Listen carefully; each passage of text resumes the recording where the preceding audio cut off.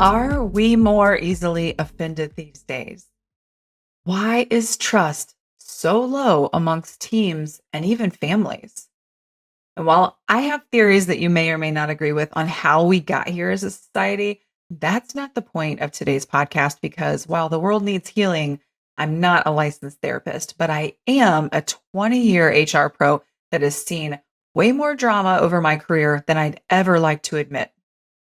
I've mediated, I've terminated, and I've separated. And while most of us are annoyed, we love to stick our head in the sand when drama's going on and say, it's not our issue. They're adults, they can handle it themselves. But I also know you're picturing a person in your mind right now that has beef with someone else inside your company and it's causing issues for others, likely even you. So today, we're going to tackle why addressing conflict in the workplace is crucial for maintaining a productive and healthy work environment. And if you are in a leader's seat and you're listening right now, it is your problem to address, my friend. Here are the top 3 reasons why it's so important and why it is your responsibility. The first one is maintaining a productive work environment. We all know this. Conflict, if left unaddressed, can lead to decreased productivity. Disagreements and tension amongst employees can detract them from their tasks. It will lower morale, and it can even result in missed deadlines or subpar work quality. Now I've got your attention, right? This stuff matters.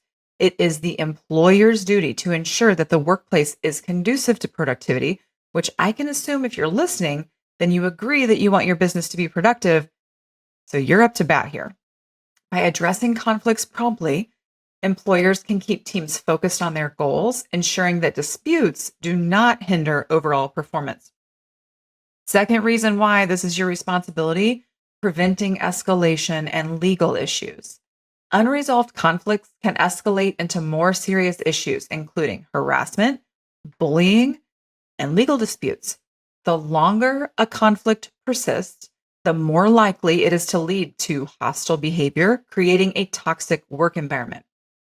As an employer, regardless of your size, you are legally obligated to provide a safe and non-discriminatory workplace.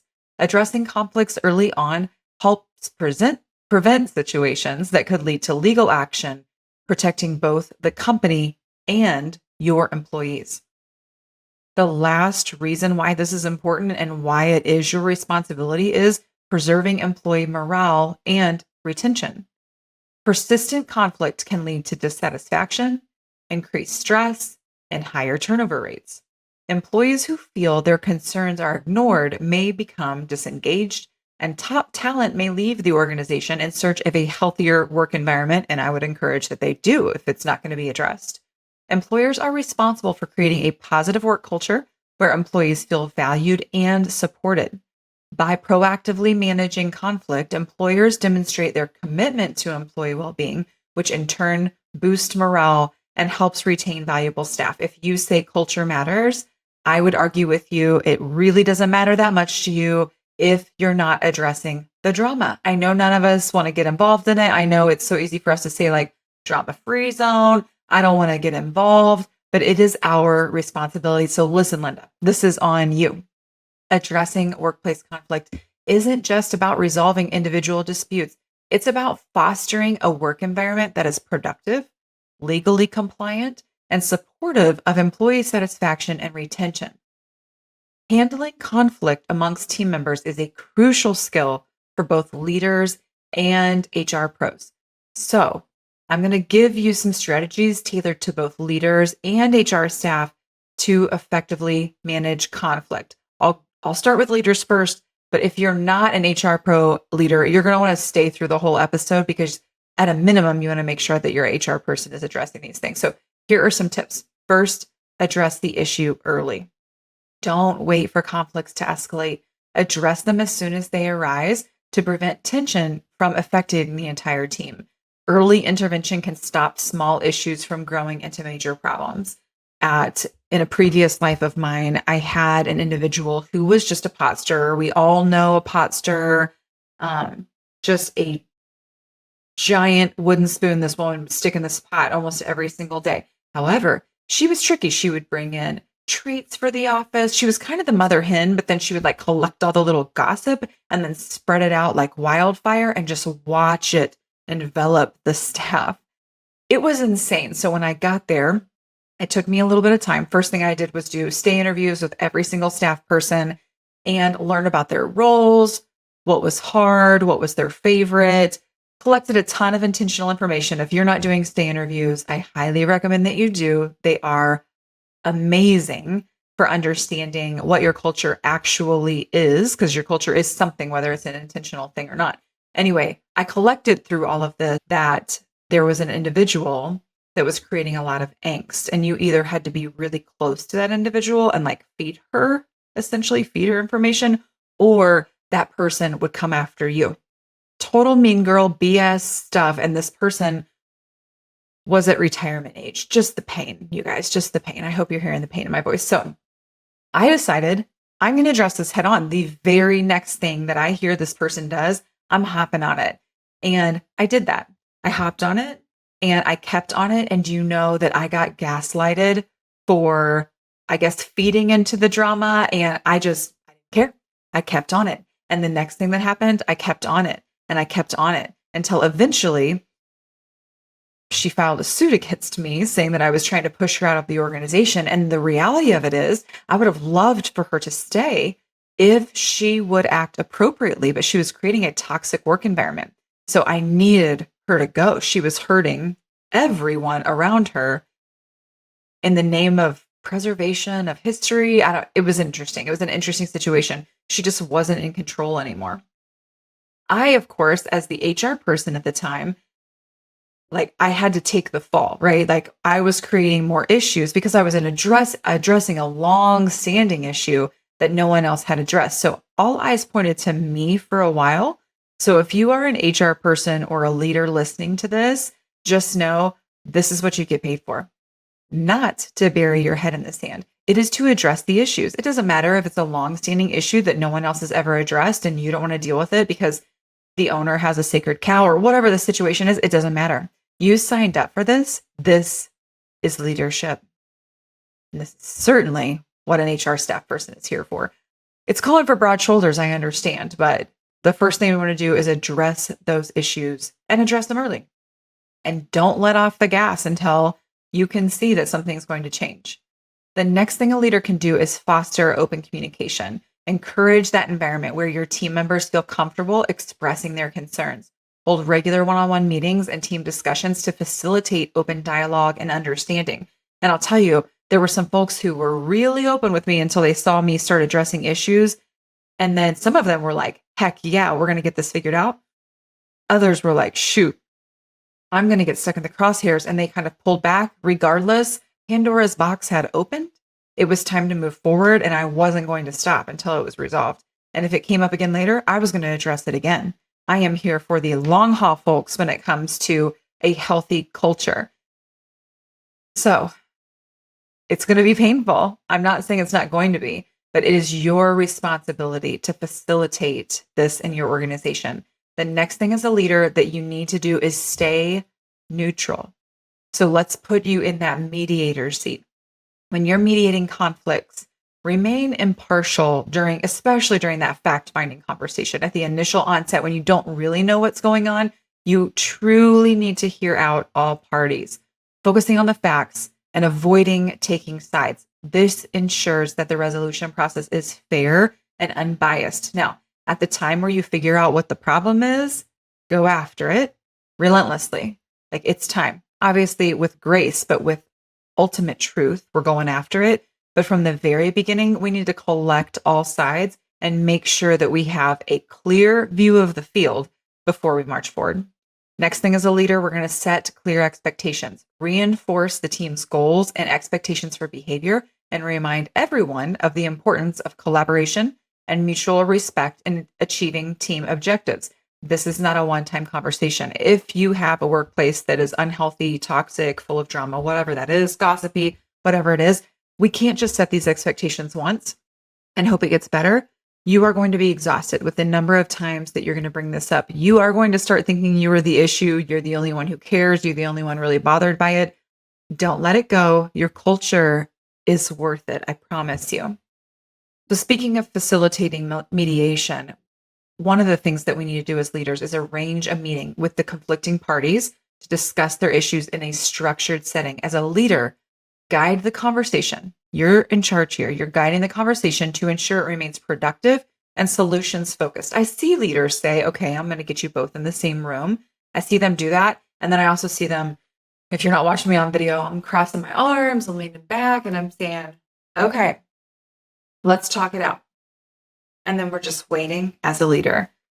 You are a leader and likely getting paid more in that position and getting special perks because some things. Hopefully, if you don't, let's do some training together. But you're in this position because you've earned it for some reason, one reason or another. You've earned this position. So now you've got to put in the work. I understand being a leader is hard, but it's time to put in the work.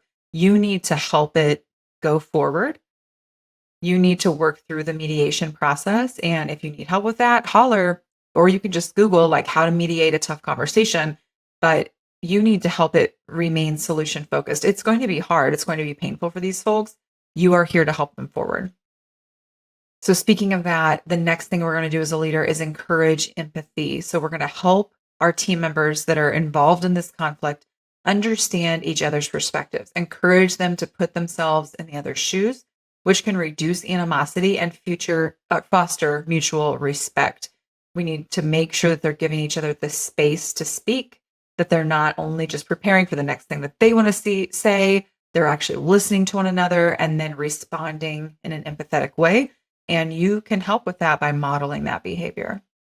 Next thing a leader can do is promote some team building activities, organizing activities that strengthen your team's cohesion. Team building exercises can help rebuild trust and improve relationships between team members. Sometimes the drama is personal. Sometimes the drama is work related. If the drama is work related, sometimes getting folks out and about and doing something fun can remind them like, okay, this is just another human. We come at work in differing ways, but this is a good person overall. It makes it easier for people to be able to share grace with one another. Next thing we want to do is document that process. I don't care if you're like, this is just going to start out low key or whatever, start documenting the process, because if I came alongside your organization and we're knee deep into this conflict resolution and now it looks like we've got a legal battle or one person ended up having to go and now they filed a wrongful termination suit or whatever the situation is, I'm going to say, when did it start? How have you addressed it? What conversations have taken place? On what dates? About how long do they last? Who was present? Were there any follow-ups? Do you have any emails? Who else can I talk to?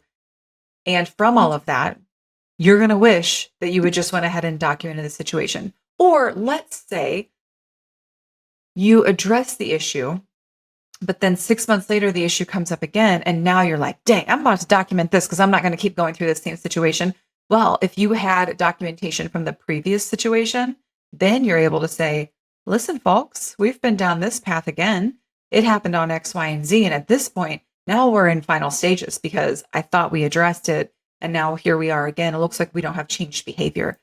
But without that first documentation, and I want to say almost always I experience this with clients. When I'm talking to them, I'm like, hey, let's document it. And they're like, yeah, because this is the freaking fifth time. And I'm like, okay, I hear you on that. Let's go back. We can backdate documentation. Like if you've got a memory, if we can talk to other parties involved, we can backdate documentation. But for fairness sake, and when it comes to the legal side of things, it's better just to go ahead and do it. It just takes a few minutes. Let's say that you have a conversation with the two of them. Let's say there's two parties involved. You have a conversation. You're facilitating it like you're supposed to. You're mediating it. You're encouraging to have empathy. You've done the team building. It didn't help.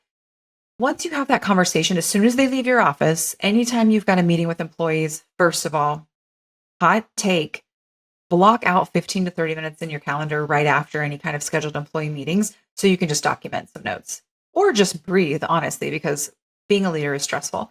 But block out that time. As soon as they leave your office, you just type up little documentation. I had so-and-so and this person in my office today. We discussed this. This was their response. This was the marching orders moving forward. Here are the expectations. And you can either, if you feel so bold, and I typically feel so bold, You can email that to the people and let them know you see them and that you're taking this seriously. And you want to capture things fairly. So if they have anything they'd like to add or contribute, they can do so. Or you can just email it to yourself. Or, and even better yet, email it to yourself. And if you've got an HR professional that you're collaborating with, either internally or on contract, email it to them too. So that way that person can weigh in, analyze it, see where we need to go. Okay, last step for a leader, know when to escalate. If the conflict persists despite your best efforts, all of those things I just mentioned, do not hesitate to involve HR, upper level management. If you are upper level management, get a consultant, contact your attorney. Sometimes external mediation is necessary to reach a resolution. It just is.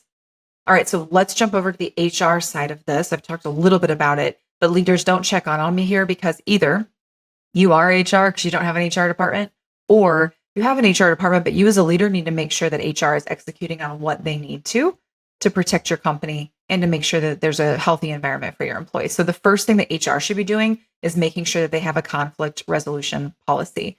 Ensure that your company has it clear, it's accessible, and that it outlines the steps employees should take if they experience or witness a conflict. This sets the foundation for consistent handling of disputes.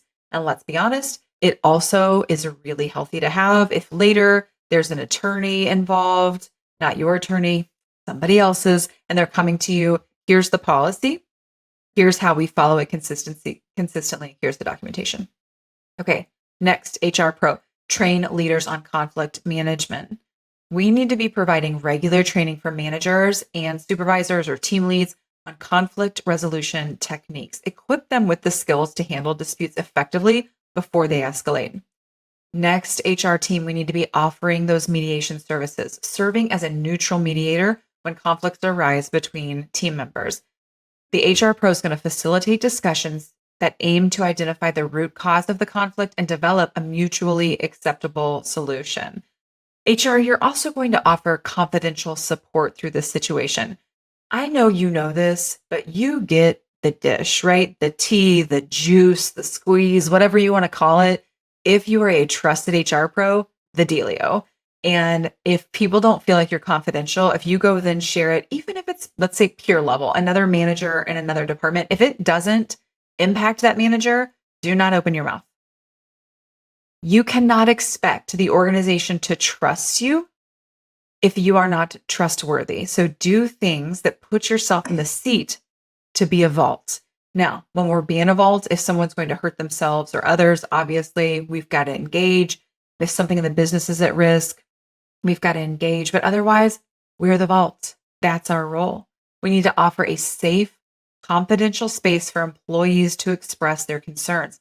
Sometimes team members need to talk through the issues privately before they feel ready to address them with their peers. We don't want to ambush them.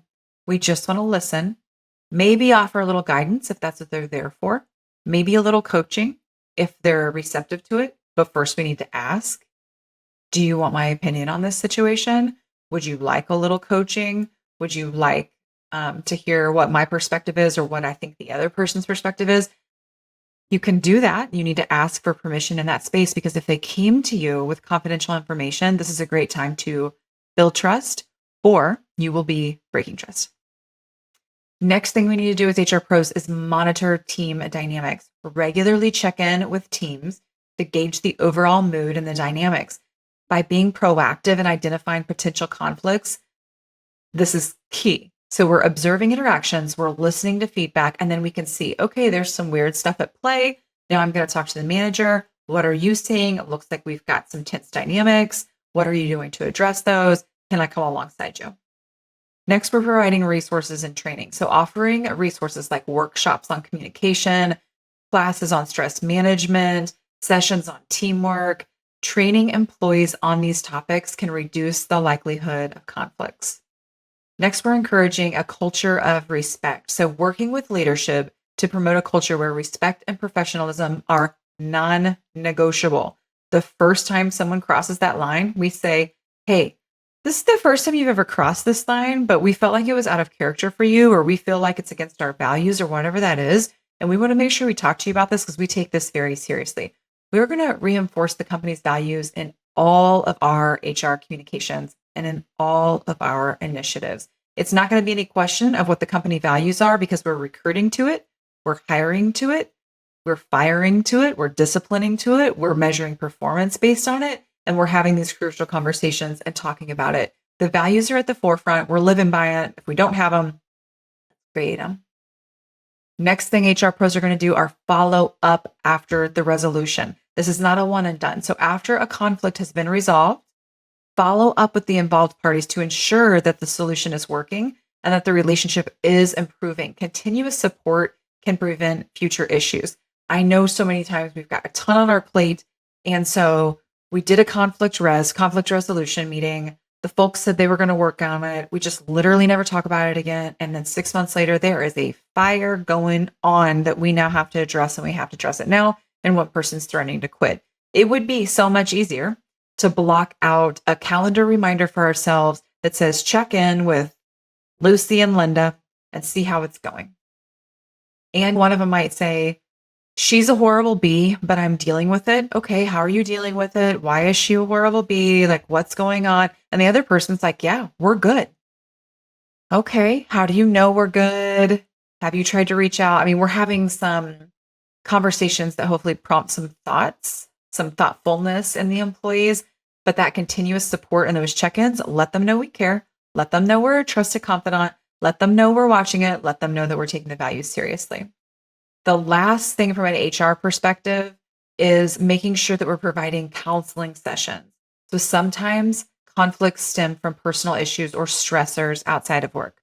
Offering access to an EAP, which is an employee assistance program, or counseling services can help employees manage their personal challenges, which reduces the impact on their work relationships. So not all of the conflict is actually personal at the office. So I might have conflict with this individual, but really the truth is I'm maxed out at work. So when this person like pours a little grain of salt on the top of my bucket, I spill over. It's really a personal issue that I'm having that is manifesting at work. And so making sure that employees know that they have resources, that those resources are confidential, what the dollar amounts are. I've had so many clients say, yeah, we've got an EAP. You get like some sessions with it. Okay, if you don't know any more than that as an HR leader or as a leader in general, then your employees have no freaking clue and they're not going to access the support.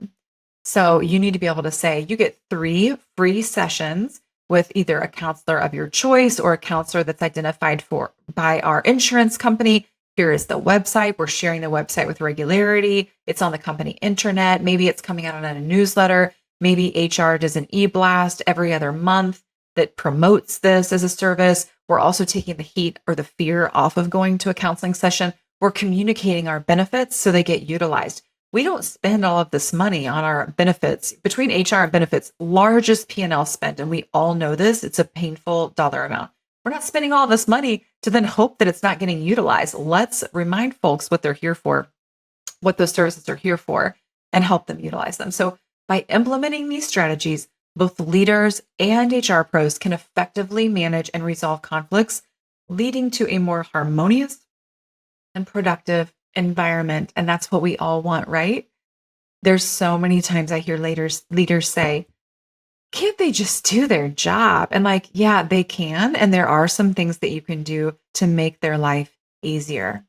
Dealing with conflict resolution, dealing with people in general, having the gift of being around people in general can feel like chaos. But don't waste the chaos, embrace it, help everyone learn and grow inside of it. You will build trust, you will have a more productive environment, and you will have a culture that keeps people and brings new people in that you want. Don't waste it, embrace it. Till next time.